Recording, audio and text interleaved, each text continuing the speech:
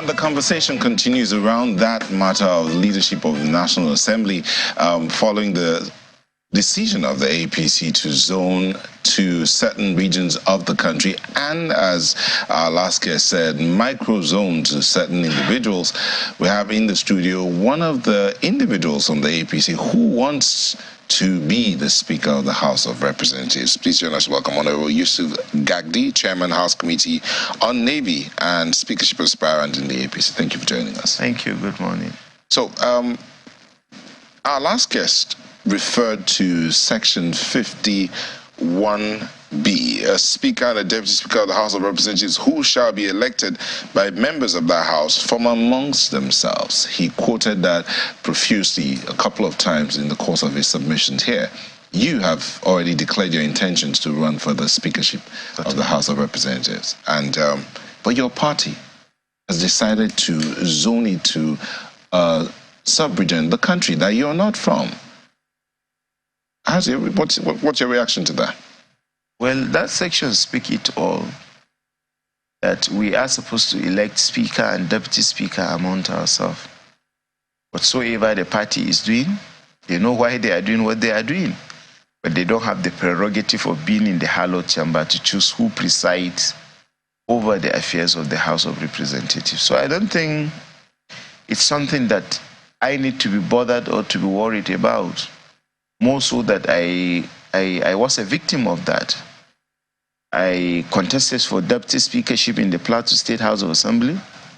The government had its own candidates, but haven't entered for the election. The members elected me as the deputy speaker.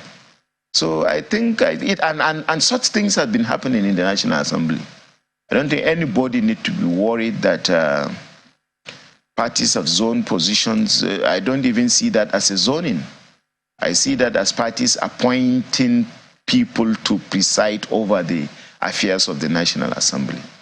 And National Assembly, for any reason, should not be treated like a department of government, like the Federal Executive Council, where you appoint whosoever you want to appoint to be a member. But then the arguments will be also that the party's position and the party is supreme in all of this. So when you say, yes, the party might have done what it's done, but you're still going in for that, you're not going against the decision of the party? When a decision is fair, you respect that decision. But when the decision seems to undermine the supremacy of the people of this country, you are elected in the first instance. If you get carried away by such decision, it means you cannot even represent your people. The purpose of being a representative is to be able to say, express your dissatisfaction on issues that seems to be unjust, on issues that seems to undermine the principle of equity, fairness, and justice. But again, National Assembly is not for APC. It's not for PDP, it's not for NNPP, it's not for Labour, it's for the people of this country. The crafters, I say it all over, of the Nigerian Constitution have wisdom in making sure that few people are selected to represent the views of Nigerians. We are not selected in the National Assembly to represent the view of a political party. And I think my party, the APC, would have been sensitive in the composition of the 10th National Assembly, where you don't have comfortable majority. Even in the situation where you have comfortable majority, when it comes to choosing leadership of the National Assembly, people are bipartisan. They leave the interest issue of political party outside because the person presiding is not presiding for one political party. He's presiding for the entire people of this country. So I think we would have been sensitive to that. The worst thing is the way and manner within which the so-called zoning came out, where you seems to take two presiding officers and give one of the geopolitical zones against as geopolitical zones that have done well to the political party and without any recognition in terms of who get what. So it's actually my responsibility as a parliament no matter the supremacy of the party. I think the supremacy of the president of the Federal Republic of Nigeria is more supreme than that of the party. But as a parliament, I'm expected to regulate the conduct of Mr. President. So if at this level, I cannot see something wrong in what my party have done, because it is my party. So to hell with the feelings of the people of Nigeria. It doesn't speak well of me as a parliament. So if you see people... I want to know, oftentimes there are a number of factors that affect the choice of a political party in terms of those that it narrows down to, or maybe, you know, in terms of how it distributes the offices, if it does have the power to distribute offices. Why do you think that your party has chosen to zone the speakership to the Northwest and also the Deputy Senate presidency to the Northwest? If I should answer you straight, the only reason is that North Central is being belated by the party. North Central, if you look at the 2023 general election, I say this without apology to anybody. My party is being insensitive about the feeling of the people of North Central. And I believe the people are going to take their destinies in their own hands. You cannot take two presiding officers and domicile it in one geopolitical zone within the northern Nigeria. Look at the 2023 general election, where it came with a lot of issue of religiosity and ethnicity. North Central is one of the 3 geopolitical zones in northern Nigeria, and it has the predominant number of Christians. With my party Muslim ticket, North Central fought that we displayed American democracy by not allowing religion and ethnicity to play in the election in North Central. In the governorship election, North Central delivered about 5 states. In the presidential election, North Central delivered 4 states against the Northwest that is carrying 2 presiding officers, where they deliver only 2 states to Asiwaju Bola Ahmed Tinubu. I remember even in Kaduna, where they are trying to point out one candidate, perhaps because of him the zoning went to the Northwest for speakership. Asiwaju won in only 1 local government. Do you think that it's because it might be too tough? I mean, for instance, the deputy speaker, we know, is also from the North Central, Honorable Idris Wase. Yes. And he's also gunning for the #1 position. He wants to be speaker as well. You're also from the North Central. How do you think that would have played out between yourself and himself? We are 360. Take the issue of zoning away. Constitutionally, we have the prerogative to contest for the speakership. I am representing a constituency. Ahmed Idris Wase is also representing a constituency.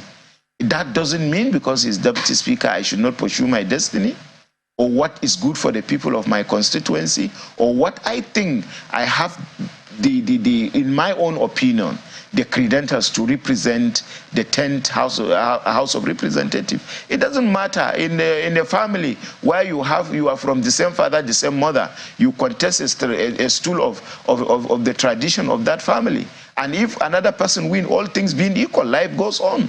Ahmed Idris Wase have the right to contest for speakership. No. I think constitutionally I equally have the right. That doesn't mean that I should be undermined or he should be undermined in any way. Well, you're a little more benign towards, you know, his own ambition to be speaker, but you seem very upset in terms of how your party has zoned its offices. Is that correct? I'm not upset. Because I'm not intimidated by that position. You think it's meant to intimidate you? It meant to intimidate the entire members. And you will see it from the unfolding events. You can't, my sister, you have, assuming the speakership and the deputy Senate president position is zoned to the north. You cannot domicile both the 2 presiding officers to whatsoever you want to give North Central. It is going to be a position that the president determines the view of those people you are. Assuming you appoint secretary to the state, to the government of the federation from the North Central, you fire him the time you want. And you will be part of the decision when it comes to national decision. Is this a decision that has been taken by the NWC of your party, or has been taken by a few individuals within your party? From the news going around before this decision, you know definitely NWC of APC are acting the script of some few individuals. Do you know who they are? I don't know. But I have had news in social media prior to this moment that some people, particularly around the president-elect, prefer some certain personalities. And so, if the zoning come to confirm such position, it therefore means that the NWC are acting the script of some few individuals. Perhaps they are powerless because of the nature of their offices, that if they don't act such script, they could be a victim of some political pressure and what have you. So I say it to all Nigerians without any apology to anybody that if NWC sign that position of zoning and issue it out, they are acting the script of some few individuals. All right, let's take this to Lagos. Our colleagues that have questions. Sorry, Ayo Kola. Well, thank you, Nyota. Honorable Gagdi, I've been following, your narrative so far. If you say that the party should not lord it over the National Assembly, the National Assembly is independent, and then you say in another breath, that the North Central delivered at least 4 states as against the Northwest that delivered only 2 states, aren't you also playing the ethnic political interest card, rather than maintaining the need for the independence of the National Assembly to be preserved all the way in each elections of key offices of the National Assembly for each cycle? I'm just following the antecedent of presidential elections. When we were to elect president in 2022 or 2023, particularly during the party primaries, we zone. Why? The purpose of zoning is not to undermine the independence of the National Assembly. You don't zone based on individuals. You don't zone because you want certain individual to preside over the affairs of the National Assembly. Zoning is to give sense of belonging, but when you zone and tie it to individual, that's where the problem is. I can remember vividly where our party announced Ahmed Lawal as a sole candidate for the presidential election, for the 2023 general election. Northern governors came out to say, no, in the spirit of justice, fairness, the North has produced president for 8 years. Therefore, it should be moved to the southern part of the country. Even when we know that the majority, the vote in the North is more than that vote in the South. The figures are there. But in the spirit of justice, equity, and fairness, the Northern governors came out, I respect them, they came out to say, no, let us be our brother's keeper. Let there be sense of belonging. And it moved to the South. When it moved to the South, when the presidency was zoned to the South, nobody did it because of anybody. Asiwaju was contesting, the vice president was contesting, a lot of people, Rotimi Amechi was contesting. The party, under the leadership of President Muhammadu Buhari, provide leadership and ensure democracy come to play by allowing all contestants from that region that the position is zoned to contest. But when you begin to think about an individual and zone because of that individual, and when the zoning is not fair, like that of the presidential zoning, what we are saying is that parties should zone fairly, not 2 presiding officers of the National Assembly being zoned in one geopolitical zone. Zone it fairly. Even if it is based on reward, I think that have undermined the reward system. North Central have done better. There are a lot of people contesting in North Central. Zone it to the zone. Zone it to North Central. Pardon me if I may come in there. If that's the case, then the APC zoning has not always been fair. In the 9th Assembly, for instance, the vice president came from the Southwest zone, but then again the party zoned the speakership office yet again to the Southwest. So the zoning is not always fair. So shouldn't the party be allowed? You don't have idea. You need to ask me about what happened in 2019. I was one of the key players that produced Speaker Femi Bajabiamila. It wasn't zoning. It was a reward to Femi Bajabiamila being a minority leader, being a majority leader, being someone when Mr. President had issues with the then presiding officers, particularly Right Honorable Dogara and the Senate President, from the Senate President. He played a key role in defending the integrity of the party as the majority leader in the National Assembly. So the president deemed it fit. They call us, even in doing that, we didn't see it in newspaper like we are seeing what we are seeing today. Mr. President have called us for a dinner in the villa to tell us that based on some circumstances, the presiding officer, particularly the speakership position, ought to have naturally not come from that zone. But I want to reward this gentleman that have done well to the party. Because National Assembly are respected as stakeholders in this country by the present president of the Federal Republic of Nigeria, who invited us in a dinner and allow us to ventilate, even after giving to endorsing Femi Gbajabiamila. It was an endorsement of individual in 2019 for the reward of what that person have done in the course of his representation in the National Assembly. That position was not, that circumstance was quite different from what is happening today. So you don't call it zoning. I think if you had asked me, I would have told you why that thing was done. And even when it was to be done, yes, Mr. President Muhammadu Buhari did not just call the party and say, right, then the members see it in pages of newspaper and social media platform that Femi Gbajabiamila is being endorsed. The members were carried alone. They were invited. They were told reason why such thing ought to have been done. All of that is taken, Honorable Gagdi. But, you know, my question is akin to that of Bukola here with me, in that, I mean, going back in time, we noticed that anytime there is zoning, there is always opposition to it. You talked about the Senate president, how that he was zoned by the party, but then we still had people within the same party who contested against him. What does that say, really? How do you ensure, how do you want to ascertain, Honorable, that the 2015 dose is not going to be served again in 2023?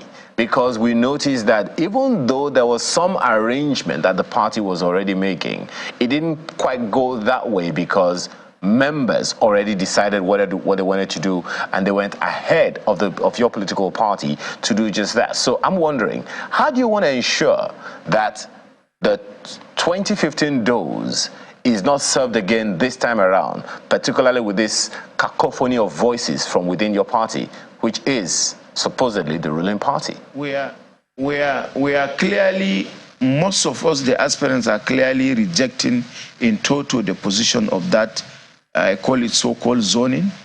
And that is one of the steps to ensure the 2015 scenario doesn't repeat itself. But if the party insists to go by that zoning arrangement that is not just, it's not fair, it's not equitable among the geopolitical zone, be rest assured that the issue of 2015 is going to repeat itself. I can confirm that to you for free. If you were to be elected as Speaker by your colleagues, whatever happens with the zoning arrangement of the party, or even whatever happens on the floor of the House, if you emerge as Speaker, what do you hope to do differently to stand you out as a Speaker that Nigerians can look to as one who is leading an independent Parliament? I have said it elsewhere during the unveiling of my manifesto some few days ago, that I'm going to be a speaker for Nigerian people. I'm not going to be a regional speaker or a political party speaker. And from my expression here, you should know that I'm quite conscious, I'm quite aware of the fact, the sensitivity of that position.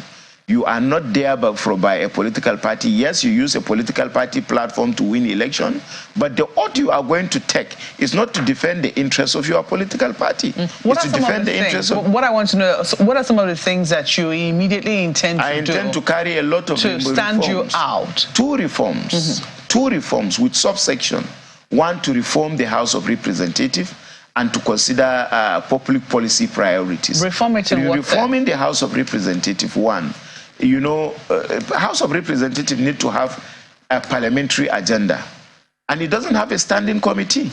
I intend to put in place a standing committee that will prioritize the interests of the 10th House of Representatives, one. Secondly, I intend to change the way and manner within oversight function is being conducted, where agencies and departments of government should be scrutinized thoroughly to account for taxpayers' money that is being allocated to them in such a way that reports of standing committees, one, I will make sure that oversight function is conducted periodically. where the House need to shut down, not when some people are in plenary, some people are in Lagos, Port Harcourt, what for oversight function. You shut it down, you ask oversight standing committee to go and oversight agencies and department of government, return their report, present it on the floor of the House, and equally generate a website that I will make sure that I publicize those reports for the public consumption. Right. We are representing the public. Therefore, there is no gainsay that you go and do oversight function of ministries, how money is allocated to ministries, level of implementation of those expenditure is done, and you hide it to the general public. Will you use made in Nigerian cars? I'm just a little curious. What? Will you use made in Nigerian cars? Made in a car or without car, I have. Even if it is Tokumbo car, I will use it. Whatever car that is given to me by, after all. You did not answer the question. Would you use made in Nigeria? I will use a car that is provided to me by the management of the National Assembly, because I don't, as a speaker, I don't have the prerogative of determining. Would you push for made in Nigeria cars to be used? What is most important? It's not the car I will use. What is primarily important to me as a speaker is policies that will better the lots of the people of Nigeria. Right. Thank you very much. Honorable Yusuf Gagdi is the Chairman House Committee on Navy, and he's running for the speakership position in the House of Representatives and is of the APC. Thank you for coming in this morning. Thank you very much. Sunrise Daily will be back in a moment to look at something else. Don't go away.